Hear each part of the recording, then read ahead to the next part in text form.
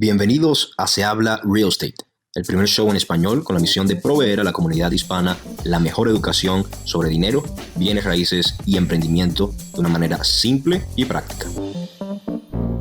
What's up, mi gente? Lennon Lee por aquí. Bienvenidos a otro episodio de Se Habla Real Estate Show, donde venimos a aprender cómo hacer dinero, cómo invertir y distintas estrategias de cómo conseguir la libertad financiera a través del real estate en los Estados Unidos. Como siempre, acompañado de mi socio, my co-host, Arturo Borges. ¿Qué dice mi brother? Todo excelente, Lee. Todo excelente. Me complace traerles hoy una conversación con Andrea Redondo. Ella es abogada, es economista e inversionista, fundadora de la plataforma educativa El Club de Inversión. Ella es una mujer tremendamente estudiada y preparada, ya que ha estudiado diferentes carreras en las mejores escuelas y universidades del mundo, entre ellas la Universidad Complutense de Madrid, la Sorbona de París y London School of Economics and Political Science, obteniendo importantes reconocimientos cada una de ellas por su alto desempeño. Ya desde hace 15 años ha invertido regularmente en la bolsa, en real estate, en criptomonedas y demás rubros, con lo cual ha logrado asegurar su futuro y su tranquilidad financiera. Haciendo uso de sus años de experiencia, Andrea decidió fundar el Club de Inversión. Como ya dije, es una plataforma educativa donde ofrece cursos y escribe un blog sobre cómo invertir de forma inteligente, segura y constante para ayudar a aquellas personas trabajadoras a que tengan la vida que merecen. Andrea, es un placer tenerte con nosotros. ¿Cómo estás? Hola Lennon, hola Arturo, muchísimas gracias por tenerme con vosotros hoy. Andrea, tienes un historial bastante interesante y luce como que tienes un approach bastante integral a las inversiones. Cuéntanos un poquito sobre ti y específicamente hablando sobre bienes raíces, cómo terminaste invirtiendo en el sector inmobiliario aquí en los Estados Unidos específicamente, a pesar de que resides en Madrid, España. ¿Y cuál es tu experiencia en general? Por supuesto que sí. Bueno, pues yo en realidad comencé invirtiendo en bolsa. Es una inversión bastante diferente, pero que al final todas las inversiones pues tienen elementos en común. Comencé probando diferentes estrategias en bolsa, al principio con poco éxito, lo cual me llevó a darme cuenta de la importancia de formarse antes de comenzar a invertir, porque si no se cometen muchos errores que son difíciles de corregir, pues se paga con el capital. Y poco a poco, pues cuando comencé a ser más rentable en bolsa, conseguí constituir un patrimonio más elevado que me permitió comenzar a dar entrada para inversiones inmobiliarias en bienes raíces, primero en Europa y hacia el 2012-13 tuvimos en Europa la crisis de la deuda pública, comenzaron a haber muchas menos oportunidades de inversión. Y fue entonces cuando decidí pensar que podía a lo mejor haber oportunidades de inversión fuera de la Unión Europea, fuera de lo que yo conocía hasta aquel entonces. Y un día, viendo un reportaje, oí hablar de las inversiones inmobiliarias o en bienes raíces en Florida y en concreto en Miami. Así que, ni corta ni perezosa, decidí que aquello lo tenía que ver yo en persona porque oía que era muy rentable, que, o sea, no solo la rentabilidad que se obtenía mes a mes, sino también el potencial de apreciación que era muy elevado. Entonces decidí coger un vuelo, ir a Miami, investigar un poco realmente lo que se hacía allí y me di cuenta que realmente lo que yo estaba viendo en Miami no era lo que yo andaba buscando porque eran más inversiones en condominiums, que ciertamente pueden ser una inversión muy interesante cuando alguien busca, por ejemplo, una residencia secundaria, que luego se puede poner también en alquiler como alquiler vacacional, puede ser una opción muy interesante, pero yo andaba buscando realmente generar rentas elevadas todos los meses, no necesitaba una residencia secundaria, por lo cual decidí hacer un tour de Florida a ver qué se estilaba en otras ciudades de Florida, ya que estaba allí. Y pues fui recorriendo varias ciudades hasta que di con propiedades unifamiliares, pues depende, entre 2 y 4 habitaciones en general, con lo que se conoce allí como un baño y medio o 2 baños, según los casos, que eran propiedades a un precio muy asequible por todos los problemas que había habido de embargos de propiedades a raíz de la crisis de las subprimes, que comenzó en el 2008 pero tocó fondo en el 2011. Y entonces, pues con todos los desahucios que había habido en Estados Unidos, por desgracia muchas personas se encontraron en la calle. Los bancos tenían muchas propiedades en su cartera de las cuales se querían deshacer porque les resultaba muy costoso mantenerlas y entonces las subastaban a precios muy bajos. Entonces me di cuenta que ahí podía haber una muy interesante oportunidad de inversión porque el precio de esas casas era bajo y en cambio el alquiler que se podía obtener por ellas era proporcionalmente muy elevado y desde luego mucho más de lo que se podía encontrar en Europa por aquel entonces.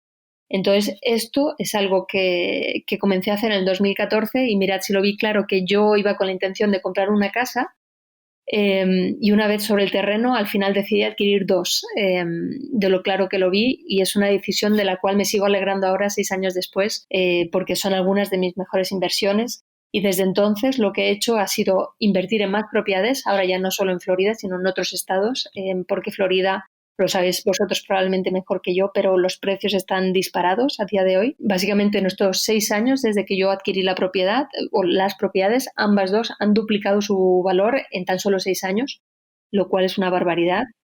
Y entonces, pues eso, me he ido moviendo en otras ciudades, en otros estados, buscando siempre una alta rentabilidad, siempre con la misma idea de casas unifamiliares, lo que se conoce como single family home o detached family homes, con la idea esa de compra por un precio bajo que se renuevan para poder solicitar un alquiler que sea proporcionalmente más elevado, puesta en alquiler y esperar simplemente a recibir los ingresos todos los meses. Podría vender estas propiedades porque, como he dicho, son propiedades que se han revalorizado mucho, pero yo personalmente tengo una inversión o un horizonte de inversión a largo plazo, por lo tanto, las mantengo en cartera y sigo comprando más según van pasando los años. Excelente. Bueno, básicamente en lo que es real estate como tal, lo que está es en una persecución agresiva y bastante interesante de cash flow, lo cual me encanta porque, bueno, como decimos nosotros, cash flow is king, ¿no? De verdad que antes que nada, una propiedad o cualquier negocio en realidad que te esté dando un cash flow positivo, ya es la base fundamental, y ya después de allí puedes buscar maneras de cómo aumentar el valor y posicionarte para aprovechar la apreciación, pero sin cash flow creo que se convierte más en una apuesta, ¿no? Eso es, sí, para mí la apreciación más es la cherry on the cake, más que el propósito en sí de la inversión. Chévere, chévere, qué bueno. Entonces, bueno, gracias por ese resumen. A mí me encantaría que antes de entrar a entender un poquito tu estrategia particular de real estate aquí en Estados Unidos, que hablemos un poquito más del foundation, ¿no? De las cosas más fundamentales que tenemos que saber o que tenemos que tener en su lugar, o que por lo menos tú consideras que debemos de tener en su lugar, antes de tan siquiera pensar en invertir o, digamos, dar el paso a invertir cualquier cantidad de dinero en real estate o cualquier otro vehículo. Sí, bueno, la gente que comienza en el mundo de las inversiones, sea en bienes raíces o en cualquier otra temática, yo lo que he podido ver a través del blog, porque tengo bastante exposición a muchas personas que me contactan, es que la lógica que mantienen es la siguiente. Primero voy a comenzar a invertir y cuando consiga dinero con las inversiones, entonces voy a formarme. El problema con eso es que muchas veces no se llega a hacer dinero invirtiendo si no sabes cómo tienes que hacerlo. Por lo tanto, no vas a conseguir dinero para formarte. Entonces, yo pienso que hay que hacerlo al revés. Primero, ahorra si no tienes dinero, y con esos ahorros invierte en formación que te vaya a permitir invertir de manera rentable desde el comienzo. Porque de esta manera te vas a ahorrar, primero, cometer errores muy costosos, sobre todo en bienes raíces, en inmobiliario. Los errores son muy, muy caros porque son proporcionales al precio de adquisición de la vivienda, mientras que en bolsa, pues bueno, pueden ser más pequeños si se compran solo unas pocas acciones de unos decenas o centenas de dólares, pero en inmobiliario estamos hablando de cantidades mucho más importantes. Así que eso realmente sería lo que hay que saber, que los errores cuestan muy caros, entonces es importante tomarse el tiempo de estudiar el mercado en el que vamos a invertir, conocerlo bien y solo después ya adentrarse a dar el paso y comenzar a realizar una inversión. Así vamos a tener la tranquilidad mental de saber que vamos por un buen camino y también que vamos a llegar a nuestro objetivo antes, porque si tenemos una hoja de ruta clara, vamos a conseguir llegar mucho más rápido que si vamos dando palos de ciego sin saber en qué dirección tenemos que ir. Así que esa es un poco la idea que guía mis propias inversiones y la que también intento infundir a través del club de inversión. Una pregunta que cuando al principio comentaste que tú, cuando empezaste tu carrera, digamos, como inversionista como tal, empezaste en la bolsa, invirtiendo en bolsa. Primero, ¿por qué decidiste empezar con bolsa? Quizás era porque era lo que conocías, pero o sea, ¿por qué decidiste? Pero también mencionaste que no te fue muy bien al principio. Me encantaría saber qué errores cometiste o por qué razón crees que no fuiste exitosa inicialmente con esas inversiones? Vale, bueno, pues para contestar a tu primera pregunta, ¿por qué comencé con bolsa? Por dos motivos. El primero es que yo comencé a interesarme por el mundo de las inversiones cuando todavía era menor de edad y en general, en Europa por lo menos, pero creo que en Estados Unidos es bastante similar. Salvo casos muy, muy excepcionales, es difícil comenzar a invertir en inmobiliarios siendo menor de edad, a menos que estés emancipado o tengas el apoyo de tus padres. Entonces yo preferí dedicarme o decantarme más por la bolsa también porque es posible abrir cuentas demo o cuentas virtuales de trading. Entonces, durante los 2 años, entre los 16 años cuando comencé a interesarme la mayoría de edad, que en Europa está en los 18 años, entonces en ese periodo de tiempo decidí operar con dinero virtual a la espera de poder abrir mi cuenta real con 18 años. Durante ese tiempo, pues eso, fui buscando muchas estrategias y lo que le pasa a muchos inversores novatos, y me pasó a mí también, es que se tiene un exceso de ego. Se piensa que uno es más listo que el mercado, que uno lo va a hacer mejor, que no necesita aprender y pues lógicamente no es así. No podemos batir al mercado siendo, pues en mi caso, un adolescente muy interesado en lo que hacía, pero eso, que mi bagaje cultural financiero era muy limitado por aquel entonces y lo que hacía que me hacía incurrir en pérdidas era que no dominaba la psicología de las inversiones. En bolsa hay tanta volatilidad, hay tantas opciones de inversión con precios que fluctúan mucho, que cuando uno está sentado delante de la pantalla del ordenador y ve los precios fluctuando, dice, ay, tengo que comprar, tengo que vender. Y haces tantas operaciones sin saber realmente hacia dónde estás tendiendo, que al final la poca rentabilidad que puedes conseguir la acabas perdiendo con las comisiones que pagas al broker.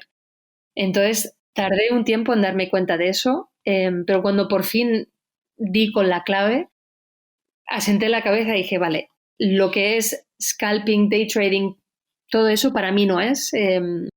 Voy a buscar maneras de invertir mucho más sosegadas, que sean más tranquilas, más a medio y largo plazo. Y así fue poco a poco como fui pues encauzando un poco mi operativa de trading hasta ser rentable y ya llegar al mundo de las inversiones inmobiliarias. Andrea, yéndonos un poquito más hacia atrás, tuvimos en el último episodio a una persona que nos comenta, una de sus frases favoritas es la de que la educación formal te dará una carrera, pero la educación propia te dará una fortuna. Siendo tú una persona, como dije en tu intro, sumamente estudiada, preparada y que has estudiado en las mejores universidades del mundo, ¿cuál es tu approach a esta frase? Porque ahorita comentas que lo primero que harías es prepararte, es ahorrar dinero y ese dinero invertirlo en esa preparación para después go ahead y hacer estas inversiones. ¿Cuál es tu approach a esa frase? ¿Cuál es tu opinión? ¿Y cuál es tu balance entre la educación formal y esta educación propia, self-taught? ¿Y qué piensas sobre esta idea?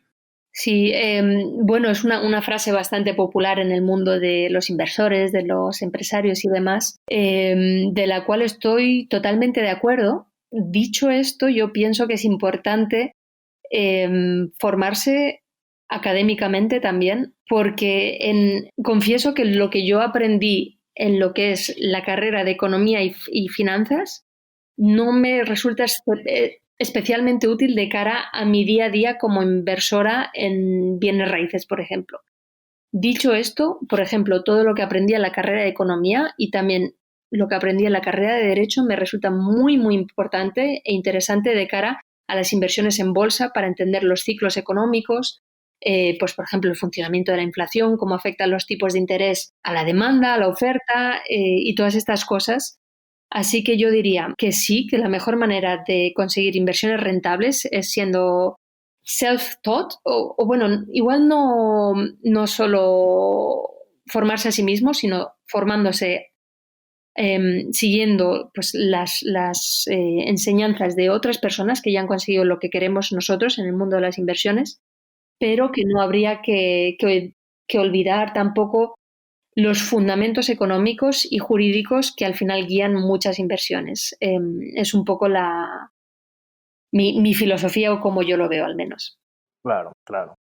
Me hace mucho sentido y creo que bueno, que también parte de lo que dices, yo lo veo como que no es solamente self-taught que tú mismo tienes que agarrar y buscar, entonces, no sé, libros o tratar digamos, de descubrir las cosas por ti mismo, sino que self-taught en el sentido de que o sea, tenemos la capacidad y mucho más, obviamente, hoy en día, de seguir educándonos ¿sabes? El Internet, que no es la educación formal, ¿no? Que no es esa universidad, que no es una carrera formal. Y creo que por lo menos en mi caso fue definitivamente así. Fue mi carrera, hice mi posgrado, hice todo, pero para lo que estoy haciendo hoy en día, tuve que buscar mentores, tuve que buscar gente que estaba haciendo lo que yo quería, y definitivamente no era gente que estaba ligada de ninguna manera a la universidad, ni al college, ni nada de eso. Entonces creo que tenemos que tener la mente abierta a aprender y buscar conocimiento en otras partes también. Sí, estoy absolutamente de acuerdo contigo. De hecho, se suele decir que es difícil encontrar millonarios en la universidad o profesores millonarios, lo cual es totalmente cierto con algunas excepciones. Así que eso dice bastante. Eso dice exactamente. Exactamente, eso está interesante. Antes de indagar un poquito más ya en tu portafolio personal, en cada episodio tratamos de tocar brevemente el estado actual de esta crisis por la que estamos atravesando. Cuéntanos, en tu opinión y experiencia, cómo ves el panorama, no solamente en el sector inmobiliario, sino también en cualquier otro asset class que forme parte de tu portafolio, criptomonedas, la bolsa, en los próximos meses o años. Cualquier observación que tengas. Sí, bueno, yo siempre digo en el blog que es imposible predecir el futuro y me harto de recibir mensajes y contestar siempre no lo sé, no sé lo que va a pasar en el futuro, pero lo que sí que podemos es, primero, analizar el pasado, porque lo que mencionaba, los mercados suelen ser cíclicos, siempre hay momentos de subidas y bajadas, y muchas veces también se comportan de maneras similares a lo que hemos visto en el pasado. Entonces, eso, yo no sé lo que va a pasar, pero sí intento estudiar lo que ha pasado en las crisis anteriores. Intento aplicar esos conocimientos a las inversiones. El cómo está afectando la crisis del coronavirus a las inversiones, pues a las inversiones inmobiliarias en Estados Unidos no les está afectando en absoluto. Esto os lo puedo explicar un poco más adelante si queréis. Mientras que las inversiones que tengo en inmobiliario en Europa sí que se están viendo afectadas. Así que eso dice bastante ya de lo interesantes que son para los inversores europeos las inversiones en Estados Unidos, porque ofrecen cosas que no podemos encontrar aquí. Y de cara a la bolsa, pues yo es que aplico varias estrategias. Las estrategias a largo plazo, aunque se pueden ver afectadas en el corto plazo como con las bajadas que vimos en febrero y sobre todo en marzo de este año, pero a largo plazo todas estas bajadas no solo se acaban recuperando, sino que se llegan a marcar máximos históricos. De hecho, el S&P 500 acaba de marcar un nuevo máximo histórico en los 3.500 puntos, cosa que muchos analistas no creían que fuera posible. Así que hay que ir adaptándose, y lo que son, en mi caso, inversiones a más corto plazo, lo que hago es que adapto mi money management, mi gestión del riesgo, para hacer frente a la situación y así, en caso de pérdidas, tener pérdidas muy inferiores a lo que tendría en circunstancias de mercado bullish o mercado alcista. Así es como intento yo adaptarme o prepararme para lo que pueda pasar. Si es que baja, pues mis estrategias se adaptarán, y si siguen subiendo los mercados, pues seguiremos la tendencia alcista. Excelente. Ok, entonces, bueno, hablemos de real estate. Comentaste al principio de la entrevista que empezaste con 2 propiedades en Florida y ahora estás invirtiendo en otros estados. Y básicamente estás persiguiendo cash flow, propiedades que su rentabilidad es alta por el hecho de que las rentas como tal que pagan los inquilinos son de manera desproporcionada más altas que el precio de compra de estas propiedades. Cuéntanos entonces ya en detalle cómo son, o sea, cuál es tu estrategia ya pasando, digamos, hablemos de las propiedades que ya estás viendo fuera de Florida. ¿Por qué saliste de Florida? Bueno, ya comentaste también por qué saliste, pero háblanos de eso y qué mercados estás atacando en este momento. Sí, bueno, pues yo lo que motiva o guía mis inversiones es siempre centrarme en propiedades que puedan acoger inquilinos de lo que se llama el programa de la Section 8, que para quien no lo conozca y en resumidas cuentas es un programa federal mediante el cual, pues eso, el Estado federal, a través del Ministerio de Vivienda, el HUD, en Estados Unidos, libera fondos todos los meses para que inquilinos, pues sea que están en clases sociales desfavorecidas, que tengan una situación personal complicada, que sean familias monoparentales, personas con discapacidad y demás, que todas estas personas puedan tener acceso a una vivienda digna y por lo tanto no se vean excluidas de la sociedad. Entonces, lo que ocurre con este programa de la Section 8 es que la gran mayoría del alquiler que recibe el propietario no viene del inquilino, sino que viene de los fondos federales. Esto es una enorme ventaja, sobre todo como hemos podido ver ahora en tiempos de crisis, porque si estas personas, los inquilinos, por lo que sea, pierden su trabajo, el propietario no se va a ver afectado porque va a seguir recibiendo la renta por parte del Estado federal. Por lo cual es una garantía enorme de que va a seguir recibiendo la renta pase lo que pase. Y entonces yo es lo que busco siempre, inquilinos de este tipo de características, que en algunos casos pagan un precio de mercado algo ligero, que pagan un precio ligeramente inferior al precio de mercado para el alquiler, pero a cambio tengo la seguridad de saber que el alquiler va a estar pagado casi en la totalidad por el Estado federal y eso para mí pues no tiene precio, por así decirlo. Claro, claro, eso con razón mencionabas que por lo menos el tipo de inversión que tú estás haciendo no se ha visto afectada por COVID porque el gobierno al final del día igual continúa, o sea, el gobierno de alguna u otra manera es tu inquilino también en el sentido de que ellos tienen la responsabilidad de pagarte a ti como dueña, ¿no? La Exactamente. mayor parte de la renta, ¿correcto, Andrea? ¿Cuál es ese porcentaje que el gobierno subsidia a esos inquilinos? Pues va a depender mucho del inquilino. Si es, por ejemplo, un inquilino que trabaja, él va a tener que hacer una contribución mayor que si es una persona discapacitada, por ejemplo, que no le van a pedir que haga una gran contribución. A lo mejor le piden de una renta de, pongamos, $750, a lo mejor solo tiene que pagar $50, pero siempre tienen que pagar una cantidad, aunque sea simbólica, para mostrar su compromiso con el Estado y que realmente pues están también haciendo un esfuerzo por acceder a este programa. En cambio, una persona que a lo mejor tiene un empleo, aunque sea un empleo precario, pues a lo mejor estaría pagando $200, 250, va a depender realmente mucho de la situación personal y profesional de cada inquilino.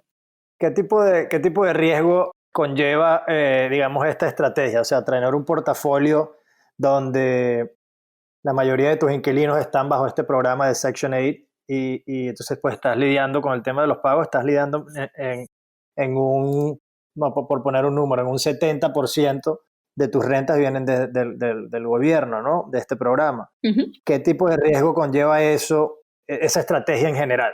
Sí, bueno, los riesgos de la inversión son en general comunes a cualquier inversión inmobiliaria, sobre todo, por ejemplo, en el caso mío, que soy una inversora extranjera, pues tengo también el riesgo de cambio de divisa entre el dólar estadounidense y el euro, pero lo que es más propio a la inversión está como tal en propiedades de Section 8, no es un riesgo como tal, sino es más una limitación, una obligación, y es que la propiedad tiene que pasar anualmente una inspección por parte del HUD y tiene que cumplir una serie de requisitos o criterios, y si por lo que sea la propiedad no cumple con algunos de los criterios, no se puede poner en alquiler hasta que no se hayan reparado esos elementos. Entonces eso en algunos casos puede ser un poco costoso, mientras que si alquilamos a un inquilino tradicional no están estas exigencias. Entonces eso sería más la principal limitación, pero por lo demás prácticamente todo es idéntico a si fuera un inquilino tradicional. Ok, eso hace mucho sentido. Definitivamente se puede catalogar como, aunque no sea un mayor riesgo, es parte del riesgo, es decir, tienes que tener, de repente, si vas a utilizar esta estrategia, de repente hace sentido tener un poquito más de reservas porque vas a tener estas inspecciones y no sabes si de repente, o sea, tienes que lidiar con ese proceso y eso de alguna u otra forma lleva algún riesgo con ello, pero tampoco es algo que te va a afectar demasiado, creo yo. Claro, sí. Una cosa que sí, que que sí me viene a la mente es el tipo de inquilinos que estás teniendo en tus propiedades y de qué manera ellos, por no estar, ni siquiera solamente por no estar pagando la renta en su totalidad, sino porque como no pueden pagar la renta, de repente el tipo de inquilinos va a tener menos responsabilidad con la propiedad y quizás esto te trae también un poco de gastos, algún tipo de daños que vayan a haber a la propiedad o no has visto que eso sea el caso. Bueno, aquí hay que saber dos cosas. La primera es que creo que como cualquier inversión, el inquilino tiene que dar un depósito cuando se firma el contrato y el programa de Section 8 obliga a que el dinero del depósito venga del inquilino. Esto de nuevo es para que tenga un incentivo en que si estropea cualquier cosa en la propiedad va a perder el dinero del depósito. Eso es lo primero.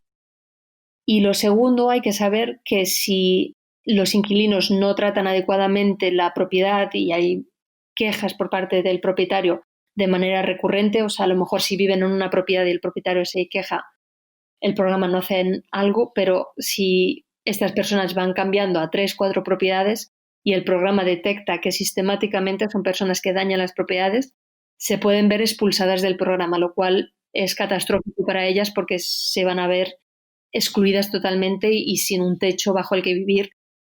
Así que esto hace que tengan conciencia de que tienen que cuidar las propiedades. Lógicamente nunca las van a cuidar como si fueran suyas, pero sí van a tener un mayor incentivo. Muy bien. Entonces, si no te importa, Andrea, ¿por qué no hacemos una suerte de caso estudio con alguna de tus adquisiciones de esta Section 8? No sé si ya has adquirido algún Section 8 o es que estás ahorita buscando potenciales adquisiciones, pero hagamos un pequeño caso estudio, vamos a run the numbers a little bit. Sí, si puedes compartir la mayor cantidad de detalles de alguno de esos proyectos, pues sería interesante. Por supuesto que sí.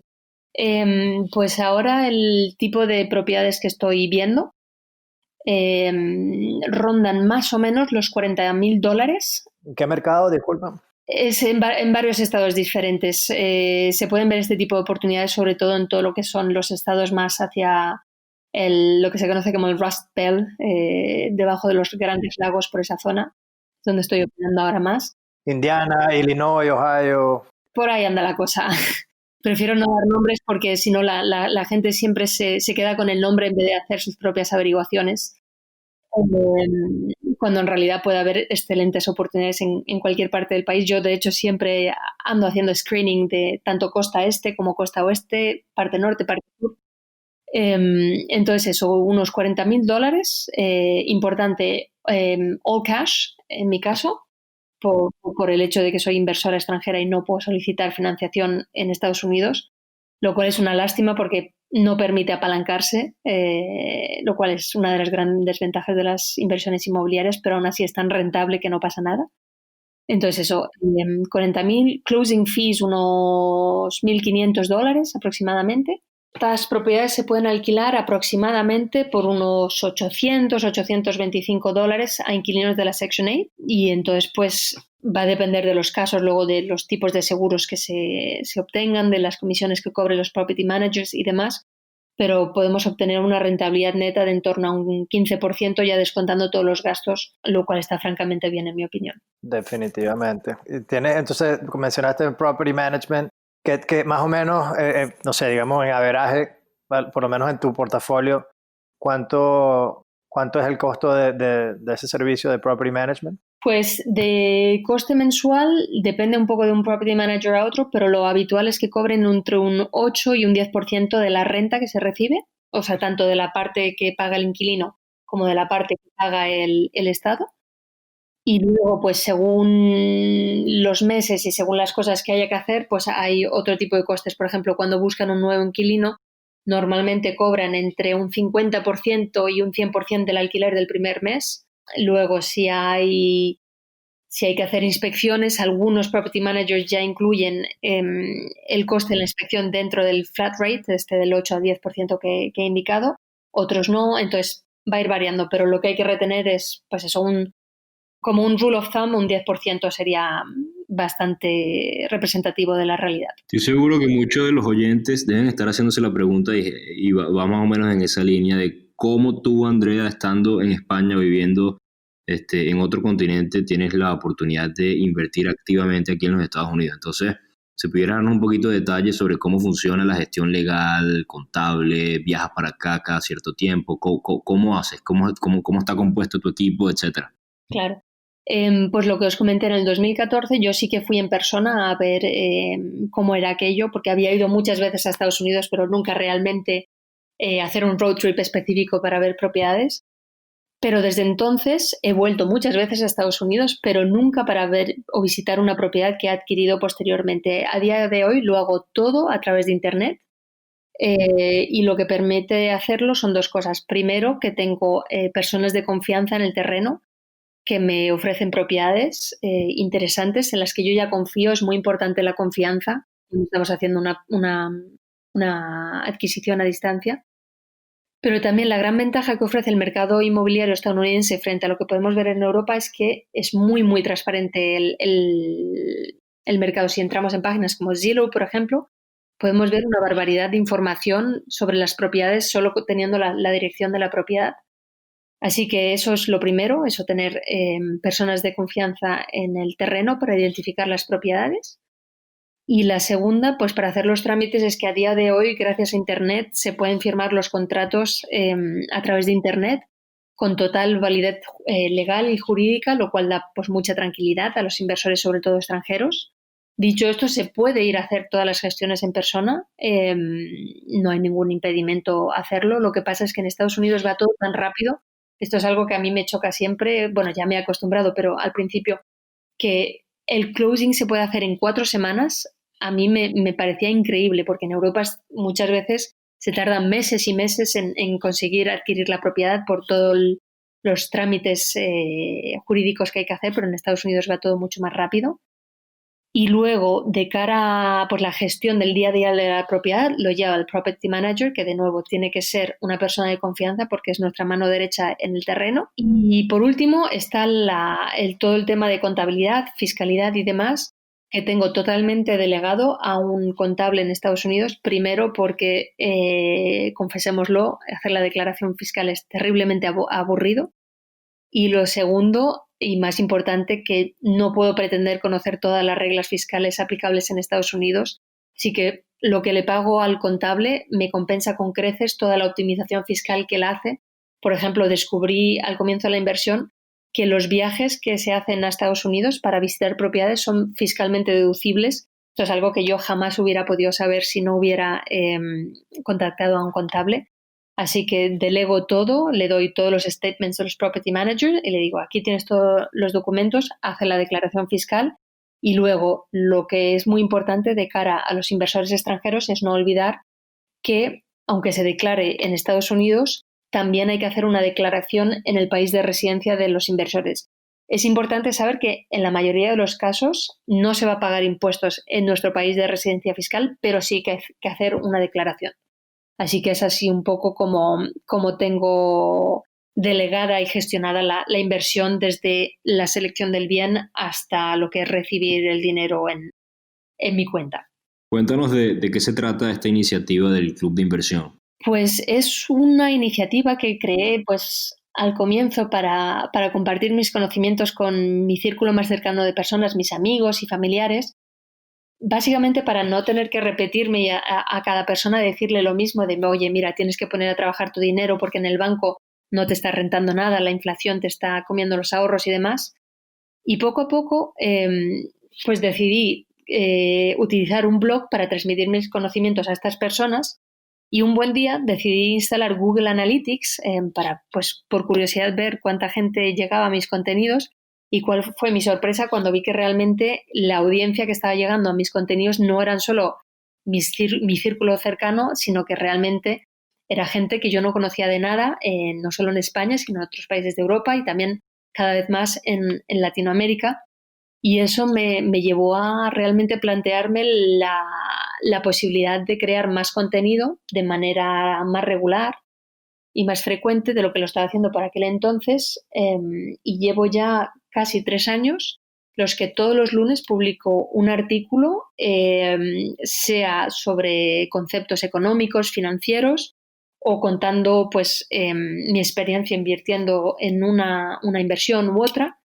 Y pues eso realmente tiene un propósito didáctico para compartir lo que yo he podido ver y experimentar para que la gente pues pueda replicar mis éxitos si lo desea y sobre todo pueda evitar mis errores en un mundo en el que, por desgracia, en el mundo de habla hispana todavía no hay mucha cultura financiera, la educación financiera en el colegio no se imparte, entonces hay grandes carencias y yo pretendo contribuir con mi granito de arena a aumentar la inteligencia financiera del mundo de habla hispana a través del club de inversión. Andrea, imagínate que esta es tu última semana con nosotros, ni Dios lo quiera, te toque partir y todo lo que has hecho y has dicho, esta entrevista, lo que sea, te lo tengas que llevar contigo. Nada de eso va a quedar aquí, nadie va a saber más nunca nada de ti.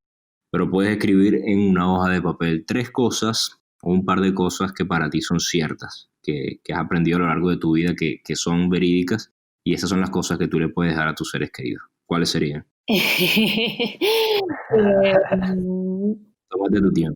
Pues lo primero diría que sean felices, que hagan realmente lo que les mueva y lo que les haga vibrar en la vida. Creo que es algo muy importante. Todos es algo que se ha visto mucho ahora con la crisis del coronavirus. Toda la gente que estaba en la rat race, en la mentalidad de go to school, ten un trabajo bueno, intenta siempre hacer más y más méritos, todo para que luego de la noche a la mañana perdieran su empleo y se encontraran pues eso, en situación precaria y con el remordimiento de no haber querido hacer lo que más les gustaba, simplemente pues por las ideas que tenemos preconcebidas de lo que está bien o no está bien en la vida. Así que lo primero sería haz lo que te gusta, eso sería lo primero. Lo segundo, creo que es muy importante entender que el dinero no es un objetivo en sí mismo, sino que es una herramienta para conseguir lo que queremos en la vida y sobre todo para pasar más tiempo con nuestros seres queridos.